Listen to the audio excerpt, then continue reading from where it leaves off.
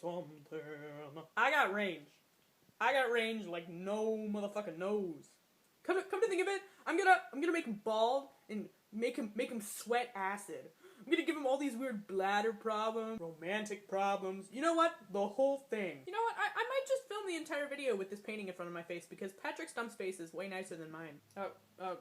No, this is easier actually. This video was going somewhere and then I remembered that I had a painting of Patrick Stump and it just kinda spiraled out of control. The natural hair returns. But there's a topic that I want to discuss. And by discuss, I mean rant to you about. Rant about to you? Whatever. English. So about a year and a half ago, it was the summer of 2013, AD or CE, whichever your preference, and there's this lovely little high school called Wyoming. Now that high school has a marching band, and in that summer of 2013, AD or CE, whichever you prefer, they went to New Orleans. Mainly because my band director didn't want to go to Disney World, which I was completely okay with. And also that year our marching band had a show that was jazz themed, so it was like perfect. And since it was like a year and a half ago, I probably deleted all the videos, so I don't have any archival footage for you, but I can just tell you about how awesome it was. Okay, like, time for the highlight reel. So when we first got there, there were like a bunch of trailers in this parking lot next to our hotel, and we found out that they were filming for the Dawn of the Planet of the Apes, like, right next to our hotel. And I found out that Gary Oldman is in it.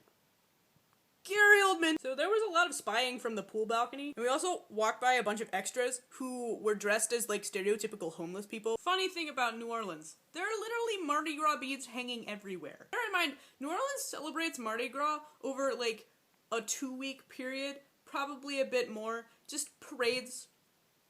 They just keep going, and that entire time they're throwing Mardi Gras beads off of various floats and onto various balconies and fences and power lines. And on that note, we actually volunteered at a place that recycles those beads. Because 2 whole weeks of throwing beads off of floats onto people and balconies and power lines makes for a lot of plastic. So over the course of 2 hours, my marching band and I sorted over like a ton of plastic Mardi Gras beads off to be recycled and reused. We actually learned a lot of interesting culture and like ideals behind Mardi Gras beads, and it was really cool. Speaking of Mardi Gras, we got to see like a museum of all of these floats that these people had designed, and it was so inspirational. I could not believe it. So like there are several major companies that several major outlets that design and build floats for Mardi Gras parades. Most technically, they just carve giant things out of styrofoam and then spray paint them and make them awesome. And the art and skill behind it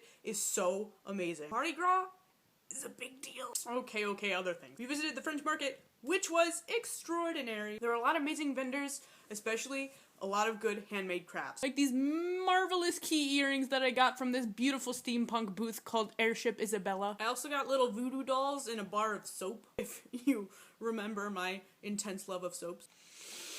And there was also some delicious food, hint hint, praline, and gumbo. You can't forget the gumbo. We actually played, like the entire band played on the steps right next to it. It was amazing because everyone treated it like it was a normal thing, because it is! And the people that did stop and listen were so extremely nice. Some people even got us all water because it was really freaking hot. It was so much fun! And right next to both the steps and the French market, there's this harbor where it has one of the last remaining true steamboats called the Natchez, and we had dinner on that. That was really freaking amazing because it had a live jazz band called the Dukes of Dixieland. Before we went on the boat, Wyoming's jazz band played.